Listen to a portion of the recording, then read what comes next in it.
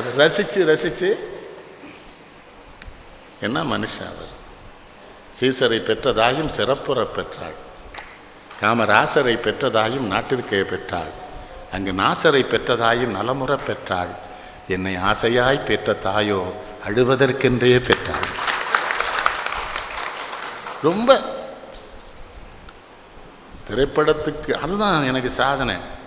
புரட்சி தலைவருக்குன்னு ஒரு பாட்டு எழுதுவார், சிவாஜிக்குன்னு ஒன்று எழுதுவார், ஜெமினி கணேசனுக்கு ஒன்று எழுதுவார், ஜெய்ஸ் அவங்க தரத்துக்கு. விஸ்வநாதன் இசைக்குன்னு ஒன்று, கேவி மகாதேவன் இசைக்குன்னு, ஸ்ரீதருக்கு வேற, பாலச்சந்தருக்கு ஒன்று. சொல்லட்டுமா, இறைவனின் திருவருள் இல்லாமல் எப்படி அவர் கவிஞராக இருந்திருக்க முடியும்? அதனால தான் கடைசியில் அந்த அவ்வளத்தையும் விட்டுட்டு இறை பக்கம் வந்தார். அதில் தானே அந்த அர்த்தமுள்ள இந்து மதம் எழுதினார்.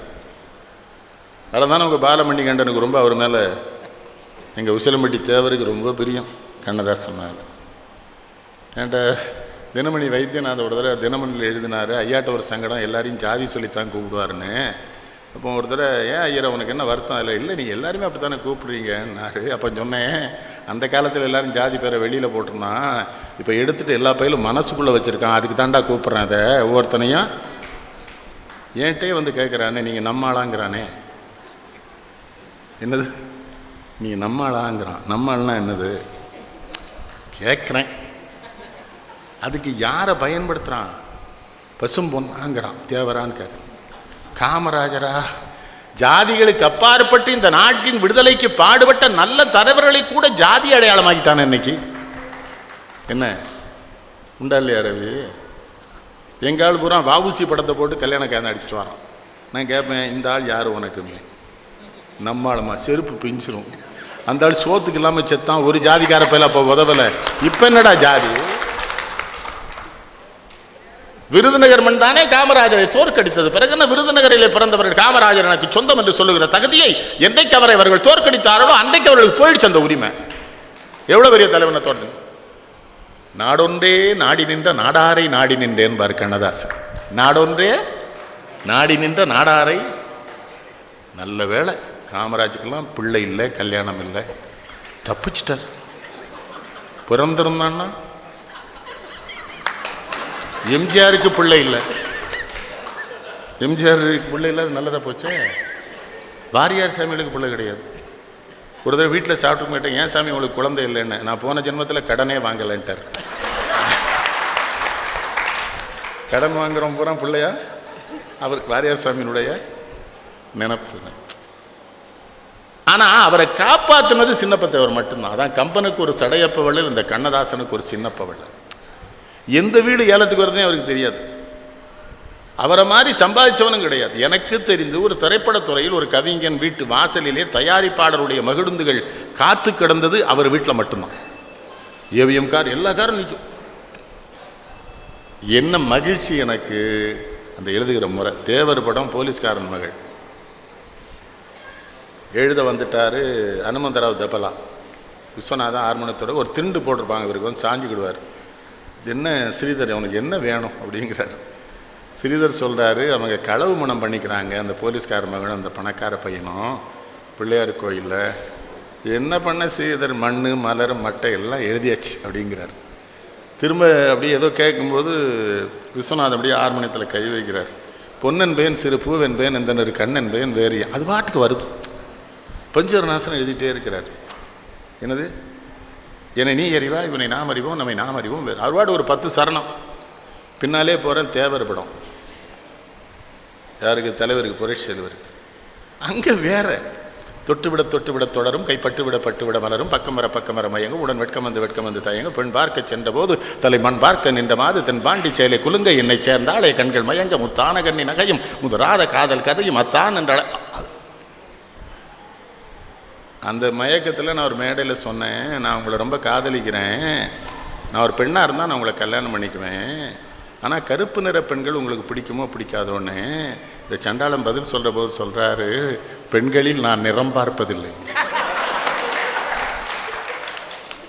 அன்னைக்கு காந்தி கண்ணதாசன் சொன்னான், உங்களுக்கு அப்பா இருக்கிற உறவுபுறம் எனக்கு எழுதித்தாங்கன்னு. நான் புத்தகமாக மிகப்பெரிய மேதை, மிகப்பெரிய மேதை.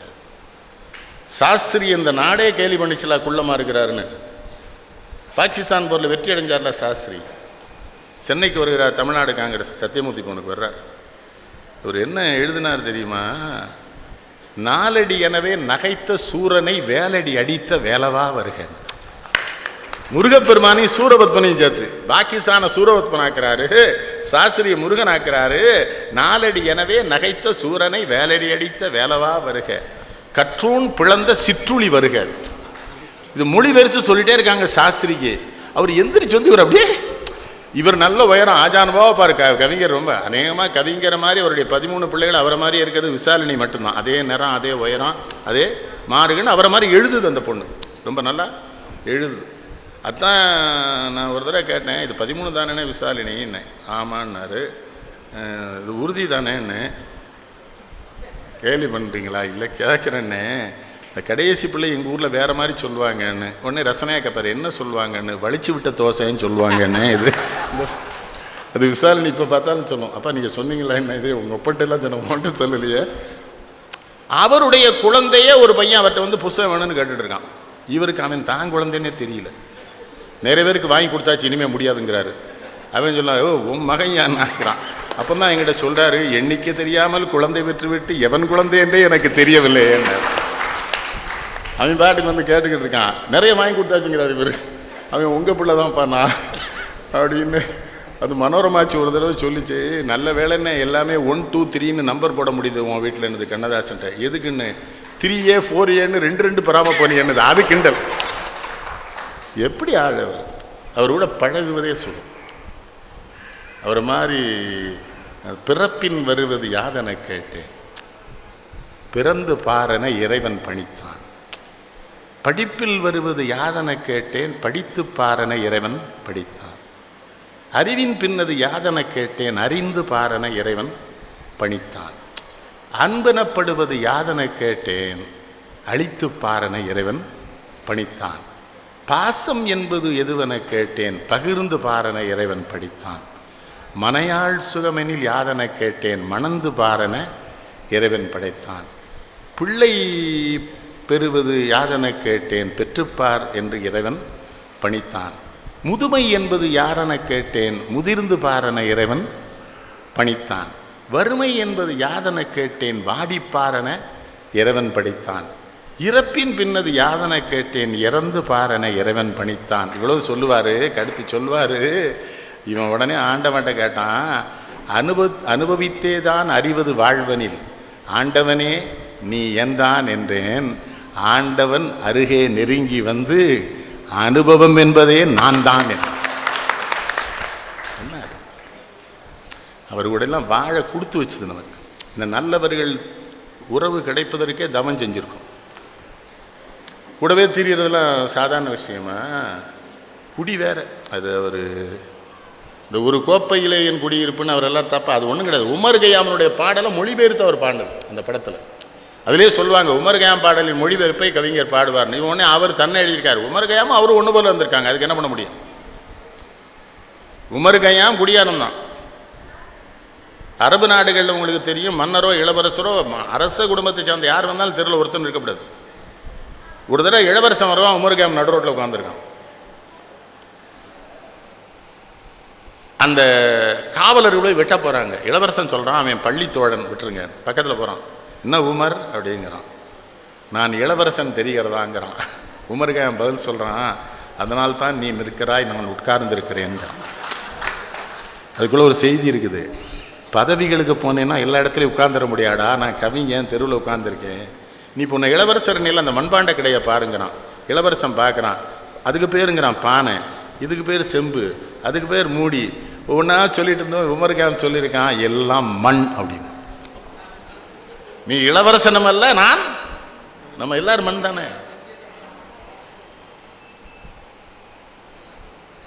இந்த செல்ஃபோனை கொஞ்சம் அணைச்சி வச்சுருங்களேன். ஓ இவனே பண்ணுறானோ பச்சா,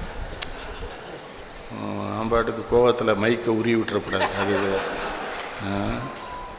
வேற யாரோ நினச்சேன், உள்ள யாரோ பண்ணுறாங்களோ. நல்ல கருவி, அது நல்ல கண்டுபிடிப்பு. ஆனால் ஒரு சபையில் வந்து அதை அணைச்சிடும். இல்லை அந்த சபையை விட்டு வெளியேறிடும். பண்பு அது. நான் ஒன்றும் எழுதி வச்சுட்டு வந்து பேசலை, அது வந்தால் தான் உங்கள்கிட்ட எக்ஸ்டம்பிள் வரான். அது இடையூறு இருந்தால் நம்ம சிக்கல் சண்முக சுந்தரம் மாதிரி வெடி போட்டால் நாயனை வேலை செய்யாது. தில்லான மானாம்பாள் நினைவு இருக்கா? அந்த பாட்டே மறைந்திருந்து பார்க்கும் மர்மம் என்ன, அழகர் மலை அழகா இந்த சிலை அழகா. யார்? பத்மினி. நாங்கள்லாம் ஒரு காலத்தில் அந்த அம்மாவை தான் நினச்சிட்டு இருந்தோம். என்ன பண்ண, அந்த அம்மா சிவாஜி கணேசனுக்கே கிடைக்கல, நம்ம என்ன பண்ண முடியும் ராஜேந்திரன்? சிவாஜிட்ட ஒரு தடவை சொன்னேன், ஏன்னா எனக்கு பத்மினியை ரொம்ப பிடிக்கும். என்ன பிள்ளை, என்ன நீ ரொம்ப பண்ணுற? இல்லைனா உனக்கு கிடைக்கலன்னு அப்புறம் தான் நாங்கள் ரொம்ப அன்பு செலுத்தினோம். அவர் சொன்னார், எங்கள் அம்மா விட மாட்டேன்ட்டாங்கன்னார். ஒரு மிகப்பெரிய கலைஞன் அவன் விரும்பிய பெண்ணை கூட திருமணம் செய்ய முடியாத அளவுக்கு குடும்ப தடைகள் இருந்தன அந்த நாட்டில். என் நண்பர் கணேசன் சொல்கிறார், அவர் 2வது மகன் வக்கீலுக்கு படித்தாரா, அங்கேயே ஒரு நாயுடு பிள்ளைய காதலிச்சார், நான் கல்யாணம் பண்ணி வச்சுட்டேன்னாரு. வாழ்த்துறேன் கணேசனை. அதெல்லாம் அது அவளும் வக்கீல் அவனும் வக்கீல், அவனுக்கு பிடிச்சிருக்கு, அவன் தானே வாழ போகிறான். என்ன சொல்கிறீங்க? இப்போ என்னுடைய பையன் திரைப்படத்துறைக்கு போகும்போது என் மனைவி ரொம்ப ஆசையாக அனுப்பிச்சாங்க பாலுமந்திராட்ட அசோசியேட்டாக. அப்போ என் மனைவிட்ட சொல்லிட்டேன், இந்த பாரு அங்கே அவன் யாரையும் காதலிச்சான் வச்சான்லாம் என்கிட்ட சொல்லக்கூடாது, நான் கல்யாணம் பண்ணி வச்சுனேன். ஐயோண்ணா அப்போ சினிமாவுக்கு அனுப்புறேன்ல. நான் அவன்கிட்ட சொல்லிட்டேன், நீ யாரை காதலிச்சாலும் அப்பாட்ட சொல்லியிருப்பான்னு சொல்லிட்டேன்னா அவன் அந்த வேலையே பார்க்கல, ஒழுங்காக இருந்துட்டான். இது குழந்தைகிட்ட அப்படி சொல்லித்தரணும். குழந்தைகிட்ட நீங்கள் மிரட்டினீங்கன்னு வைங்க, படிக்காது. தாய்மார்கிட்டையெல்லாம் சொல்கிறேன், 5 வயசுக்கு அப்புறம் பள்ளிக்கூடத்துக்கு அனுப்புங்க.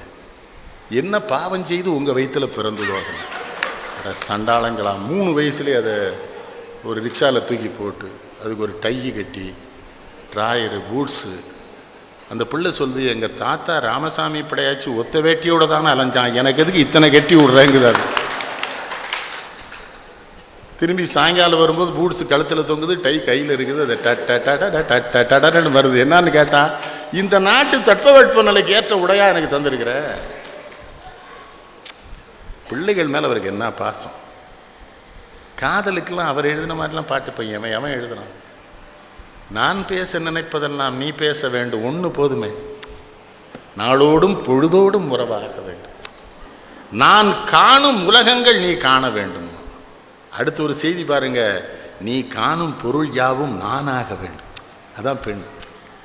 எது? நான் காணும் உலகங்கள் நீ காண வேண்டும், ஆனால் நீ காணும் பொருள் யாவும், பாலோடு பழம் யாவும் உனக்காக வேண்டும். அதான் பெண்ணு. அவ சாப்பிடுவேன்னு சொல்ல, பாலோடு பழம் யாவும் உனக்காக வேண்டும். பாவை, நீ பாலும் பழமும் சாப்பிட்டு பசியாரிட்டேன்னு வச்சுக்க, பாவை உன் முகம் பார்த்து பசியார வேண்டும். அதான் பெண்களுக்கு சொல்றேன், இப்படி இருந்தீங்கன்னா பசி ஆறும். அவனை படுத்தப்படாது. உங்களுக்கு தான் சொல்றேன், ஆம்பளைகளுக்கும் உடனே கைதட்டாதீங்க. 2 பேரும் சேர்ந்ததான வாழ்க்கை. நமக்கு இவ தான் மனைவின்னு இறைவன் திட்டம் போட்டிருக்கான், அவள் மனைவியாக வந்துட்டான். இனிமேல் வருத்தப்படக்கூடாது. அவள் வருத்தப்படுறாளா? அவட்ட தனியாக கேட்டால் அவளுக்கு ரொம்ப வருத்தம் இருக்கும். ஒரு சமூக கட்டுப்பாட்டுக்காக சொல்ல மாட்டேங்கிறாவா. ஒரு பெருந்தன்மையா சொன்னால் இந்த ஆள் வருத்தப்படுவான், என்னத்துக்கு, ஏதோ இந்த நாய்க்கு நம்மளை கொண்டு, அது மனசுக்குள்ளே நினைக்கிறா. ஓட்டுறாளா இல்லையா வண்டியை? அப்போ பாலோடு பழம் யாவும் உனக்காக வேண்டும் என்று சொல்வது பெண்ணால் மட்டும்தான் முடியும். ஏனென்றால் பெண் பிறக்கிற பொழுது பெண்ணாக மட்டும் பிறக்கவில்லை, தாயாக பிறக்கிறாள் என்பது தமிழ்நாடு. பிச்சை எடுக்க வர்றவன் எவனாவது அப்பா தந்தையன்னு கேட்கானா? அம்மா தாயன்னு தான் கேட்கான். என்ன தலைவர, அப்பா தந்தை என்னன்னா குடும்பத்தில் பிரச்சனை வந்துடும், அதையும் நீங்கள் தெரிஞ்சுக்கணும். அவ கேட்பா, பிச்சை எடுக்கிறவன் அப்பா தந்தைங்கிறான். அவன ஒன்று சரியா? நான் சொல்லுது புரியுதுங்களா? அப்போ பாலோடு பழம் யாவும் உனக்காக வேண்டும் என்று சொல்லுகிற இடத்தில் அவள் காதலி அல்ல, மனைவி அல்ல, தாய். ஒரு தாயாக இருப்பதனால தான் சொல்றா, பாவை உன் முகம் பார்த்து பசியார வேண்டும். அடுத்து சொன்னா பாருங்க, அதான் மனதாலும் நினைவாலும் தாயாக வேண்டும். யாரு? நானாக வேண்டும். அடுத்து சொன்னா, மடி மீது விளையாடும் சேயாக வேண்டும், நீயாக வேண்டும். என்ன அதுக்குள்ள என்ன செய்தி? மடி மீது விளையாடுகிற சேயாக காதலனை கணவனை பெண்கள் கொண்டாடினால்தானே மடி மீது சேய் விளையாடும். என்ன என்னமோ ஒருத்தருமே ஒன்றும் பண்ணாத மாதிரி நான் சொல்ற மாதிரி சிரிக்கிறாங்களே, அது அயோக்கியத்தனமா இல்லை? என்ன ராஜேந்திரன், இவ்வளோ பெரிய அயோக்கியத்தனம் நடக்கும் ஊரில், அவங்க பாட்டு சிரிக்கிறாங்களே, என்ன அர்த்தம்? என்னமோ நெல்லைக்கண்ணனுக்கு வேலை சொல்லி இல்லாமல் இங்கேருந்து வந்து சந்திரசேகரன் கூட்டம் மாதிரி செல்லத்துறை கூட்டம் மாதிரி நம்ம வாழ்க்கையை சுவைப்பதற்கான வழிவகைகளை அவன் சொன்னான் கண்ணதாஸ். ரசிக்க வேண்டாமா வாழ்க்கைய? இந்த உன்னை காணாத கண்ணும் கண்ணல்லன்னு நினைக்கும், உன்னை எண்ணாத நெஞ்சும் நெஞ்சல்ல, நீ சொல்லாத சொல்லும் சொல்லல்ல, நீ இல்லாமல் நானும் நானல்ல. அதான் பொண்ணு, அதான் பெண்ணு. நீ இல்லைன்னா நான் இல்லடாம்பா பொம்பளை. இவன் தான் என்ன சொல்லணும். கல்யாணம் ஆகி 20 வருஷம் வாழ்ந்திருக்கான், 2 பிள்ளை பத்திருக்கிறான். அப்புறம் நம்மகிட்ட சொல்கிறான், அண்ணாச்சி எனக்கு தென்காசியில் தான் பொண்ணு பார்த்தாங்கங்கிறான். இவனை செருப்பால் அடிக்கணுமா வேண்டாமா? இல்லை அவன் தான் 20 வருஷம் பிள்ளை 2 தென்காசி தான். அவன் என்ன சொல்ல தெரியுமா, எனக்கு மதுரையில் தான் மாமா டாக்டர் மாப்பிள்ளை பார்த்தாங்க. ஏன் விதி? உடனே சொல்கிறான், என்ன நீ மட்டும் சொன்ன? அதான் உன்னை காணாத கண்ணும் நீ சொல்லாத சொல்லும் சொல்லல். அதில் முடிப்பான் பார்த்தீங்களா அந்த பாலும் பழத்தில், சொல்லென்றும் மொழியென்றும் பொருளென்றும் இல்லை, சொல்லாத சொல்லுக்கு விலையேதும் இல்லை. அது என்ன தெரியுதா உங்களுக்கு? கண்ணோடு கண்ணினை நோக்கோக்கின் வாய்ச்சொற்கள் என்ன பயனும் இல்லைன்னாலாம் வள்ளுவன் அதைத்தானே சொல்கிறாரு. சொல்லாத சொல்லுக்கு சொல்லவே வேண்டாண்டா. அது அது இப்போ வேறு மாதிரி எழுதலாம். கண்ணும் கண்ணும் கொள்ளையடித்தால் நினைப்பான். அட விளங்கா பயிலுவா நோக்கியாங்க. அந்த நோக்கியாங்கிற பேர் அந்த ஃபோனுக்கு ஏன் வந்தது தெரியுமா? அதை கண்டுபிடிச்ச 2 ஜப்பான் இளைஞர்களுக்கு அவங்க ஊருக்கு உலகம் பூரா பேர் வரணும்னு நினச்சான். அவன் ஊர் பேர் நோக்கியா, அது அதுக்கு வச்சான். இங்கே எல்லாத்துக்கும் தான் பேரையே வச்சுட்டான் நூலை. அவன் பாருங்க ஊர் பேரை வைக்கிறான் நோக்கியான்னு. நம்மளால் வைப்பானா சந்திரசேகர்? அது போல நீ சொல்லாத சொல்லும் சொல்லல்ல என்பது வேறொன்றும் இல்லை. இவ காதலிக்கிறா, இவ சொல்றா உன்னை காணாத கண்ணும் கண்ணல்லன்னு. அவன் ஒரு பார்வை பார்க்குறான் பார்த்தீங்களா, அது இவளுக்கு புரியுது. நீ சொல்லாத சொல்லும் சொல்லல்ல, நீ கண்ணால் சொன்னடா, நான் புரிஞ்சுக்கிட்டேன். இங்கே நீ ஒரு பாதி நான் ஒரு பாதி, இதில் யார் பிரிந்தாலும் வேதனை பாதி. காலங்கள் மாறும், காட்சிகள் மாறும். அது என்ன தெரியுமா? நாம் எத்தனை வயதாகி முதிர்ந்தாலும் நமக்குள்ளே இந்த காதல் இருக்க வேண்டும். காலங்கள் மாறும், காட்சிகள் மாறும், காதலின் முன்னே நீயும் நானும். கி ராஜநாதன் இருக்காங்கல்ல எழுத்தாளர், எங்கள் இடசவல் நாயனா, அவங்க மேலே எனக்கு என்ன பிரியம் தெரியுமா? அவளுக்கு இப்போ 90 வயசாச்சு. அவங்க துணைவியாருக்கு ஒரு 87 வயசு இருக்கும். நம்ம மல்லிகைப்பூ வாங்கி கொண்டு கொடுத்தா கூப்பிட்டு அவர் தான் தலையில் வைப்பார் சந்தோஷமா. பாடுறா, நான் இன்னும் அவளை காதலிச்சுக்கிட்டு இருக்கேன் பாரு. அதைத்தான் அவர் சொன்னார். காலங்கள் மாறும், காட்சிகள் மாறும், காதலின் முன்னே நீயும் நானும். ஒரு தெய்வம் இல்லாமல் கோயிலும் இல்லை, ஒரு கோயில் இல்லாமல் தீபமும் இல்லை. நீ எந்தன் கோயில், நான் அங்கு தீபம். அதான் பெண்ணினுடைய அறிவு. நீ கோயில்தான், ஆனால் நான் வந்ததுக்கப்புறம் தான் உனக்கு வெளிச்சம் வருங்க. அதுக்குள்ளே அவ சொல்கிற செய்தி வேற. நீ கோயில் தான், ஆனால் இருட்டாத்தான் இருப்ப. பெண்ணு தீபமாக வந்த அதுதானே நம்ம பெண்கள் பெரியவங்க சொல்கிறாங்களே, வீட்டுக்கு விளக்கேற்றி வைக்க ஒரு பெண்ணை கூட்டு வந்தோம்னு. நீ எந்தன் கோயில், நான் அங்கு தீபம். தெய்வத்தின் முன்னே நீயும் நானும் வேறல்ல. அதுதான் காதல். நம்ம காதலை தெய்வம் அங்கீகரிக்கணும். புரியுதா? எங்க நம்ம காதலிக்கிற வயசெல்லாம் போயிட்டு, ஆனாலும் காதலிக்கலாம், தப்பு இல்லை. அம்மாவை காதலிக்கலாம், பிள்ளைய காதலிக்கலாம், நாட்டை காதலிக்கலாம். நாட்டை காதலிக்கலாம் தானே. இந்த காதல் பாட்டில் இந்த 2 தான் என்னை ரொம்ப பாய்ச்சேன். நான் பேச நினைப்பதெல்லாமும், அப்புறம் என்ன யாரென்று எண்ணி எண்ணி நீ பார்க்கிறாய். அந்த காலத்தில் இந்த படங்களும் அப்படி வந்தது ஐயா. இப்போ அந்த ஸ்ரேயா உடுத்தவே மாட்டேங்கல. முதலமைச்சர் விழாவுக்கும் அவளை கூட்டு வந்துடுறாங்க. என்னன்னு கேட்டேன். வயதானவர்கள் மகிழ்ச்சியாக இருப்பதற்காக திரைப்படத்துறை அண்ணா பல்கலைக்கழகத்தின் 100ஆண்டு விழா மண்டபத்தில் திரைப்படத்துறை விழா நடத்துகிறார்கள் என்றால் இந்த நாடு தேருமா? ஸ்ரேயா, தமன்னா, இப்போ ஜெனிலியாவா, சிவகுமாருக்கு தெரியுமா? நீங்களாம் புண்ணியம் செஞ்சவங்க. நாங்கள் பூரா பத்மினி, சாவித்திரி, பசுவலேடி, கண்ணாம்பா. அந்த காலத்தில் நம்ம அத்தானை பார்த்தோம் தலைவா. அப்படி எனக்கு ரொம்ப ஆச்சரியமாக இருக்கும். இங்கே சிவாஜி கணேசனை பற்றி அவர் எழுதுகிற பொழுதுலாம் கொதிப்பார். யார்? கண்ணதாஸ். அவன் இவ்வளோ பெரிய கலைஞன், அவனுக்கு மரியாதை பண்ணலையடாது. என்ன பண்ண, அந்த நாட்டில் விருதை விற்கிறான், வாங்குறான். நம்ம பையங்களே படித்ததாவே சொல்ல மாட்டேங்கிறானே. மாப்பிள்ளை என்ன வாங்கியிருக்கேங்க, எம்ஏ வாங்கிட்டேங்க. வாங்கிட்டான், எம்ஏ வாங்கிட்டான். அவனை ஆங்கிலத்தில் பேச சொன்னால் என்ன பண்ணுவான்? என்னது ஆங்கிலத்தில் அவனை பேச சொல்லுங்க. தாய்மாமனுக்கு இங்கிலீஷ் கேட்குறேன், அன்றைக்கு ஒரு போஸ்ட் கிராஜுவேட்டை மதர் அங்கிள்னா. மெட்டர்னல் அங்கிள்னு அவனுக்கு தெரியல, ஃப்ரெட்டர்னல் அங்கிள் அவனுக்கு தெரியல. இவன் என்ன எம்ஏ படித்து தாலி அறுக்க. இப்போ இந்தியாவில் விருது கொடுக்குறேன்னு சொல்ல மாட்டேங்கிறானே அரசாங்கம். பத்திரிகையில் போடுற மத்தியில் இன்னன்னார் இந்த வருடம் விருது வாங்கியிருக்கிறார்கள். அதுக்கு என்ன அர்த்தம்? அரசாங்கத்தில் விற்கிறார்கள், இவர்கள் வாங்குகிறார்கள். அதான் நான் ஒரு பெரிய கவிஞனை தமிழ்நாட்டில் வச்சுட்டு மேடையில் சொன்ன, விருதுகள் அனைத்தும் அவரே வாங்கினார், மரணம் மட்டும் தானே வந்ததுன்னு. மரணத்தை வேணாது வாங்குவானா? அதான வாழ்க்கை என்பது வியாபாரம்னர். வரும் ஜனனம் என்பது வரவாகும், மரணம் என்பது செலவாகும். போனால் போகட்டும் போடா. இந்த பூமியில் நிலையாய் ஒன்றும் இல்லை. இதை சினிமா பாட்டாக நினைக்கப்படாது. நம்ம நாட்டை ஆள வர்ற தலைவன்லாம் இதை நினைச்சான்னா தப்பு பண்ண மாட்டான், ஒழுக்கமாக இருப்பான். செத்து போவோன்னு ஒரு வேலைக்கு நினப்பு இல்லையே, இருப்போன்னு நம்புதாம்யா. என்ன செத்துருவோண்டா. விட்டுவிட போவதையும் விட்டுவிட்ட உடனே உடலை சுட்டுவிட போகின்றார் சுற்றத்தார் பட்டது எந்நேரமும் சிவனை ஏற்றுங்கள். பட்டினத்தார் சொல்றார், இல்லை உயிர் போயிடும். பொண்டாட்டி வச்சுக்கிடுவாளா கைமணி? எத்தனை தடவை முத்தம் கொடுத்துருப்போம் சண்டாளியை, எத்தனை தடவை கொஞ்சம் இருப்போம், எத்தனை சேலை வாங்கி கொடுத்துருப்போம். அழுவா எடுக்கத்தான் ஏற்பாடு பண்ணுவான். வச்சிருப்பாளா? என்னை மன்னிச்சுக்கிடுங்க. இல்லை மகன் தான் எங்கள் அப்பா என்னோட படிக்க வச்சார், ஆளாக்கினார், எனக்கு 1 கோடி ரூபா சொத்து வச்சுருக்காரு, எங்கள் அப்பா இருக்கட்டும்மாண்ணா. அழுதுகிட்டே சொல்லுவான், மாமா ஏற்பாடெல்லாம் பண்ணிட்டேலாமா.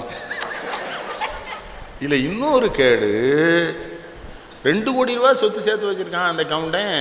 அவனை சுடுகாட்டில் கொண்டு வச்சு அந்த 1.5 பவுன் மோதிரத்தை வெட்டி எடுத்துட்டானுங்களே. எடுக்கானா இல்லையா? அழுதுகிட்டே அந்த பையன் சொல்கிறான், பெரிய பையா, மாமா அந்த மோதிரம் எங்கள் ஊரில் என்ன பண்ணானுவோ, வெட்டும்போது விரலையும் வெட்டிட்டானுவோ. அவனுக்கு விரலை வெட்டினது வருத்தம் இல்லை, நான் பார்த்தது வருத்தம். இந்த சண்டாளையும் பார்த்துட்டானே, உலகம் பூரா சொல்லுவானடா விரலை வெட்டிட்டோம்னு. ஒரு பேர் என்கிட்ட சொல்கிறான், மாமா அவளுக்கு வலிக்காதுங்க. டே சண்டாள, அவனுக்கு எவ்வளோ கொழுப்பு இருக்கும். அதானே சொன்னார், இந்த பூமியில் நிலையாய் வாழ்ந்தவர் யாரடா?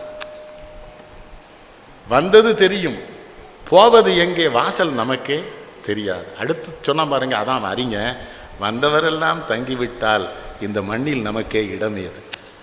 கொஞ்சம் கற்பனை பண்ணி பாருங்க. டாக்டர்கிட்ட எல்லாம் கேட்குறேன், ஒழுக்கமாக கொலை செய்கிற வேலையை நீங்கள் தொடர்ந்து செய்ய வேண்டுமா? நான் வேண்டும்.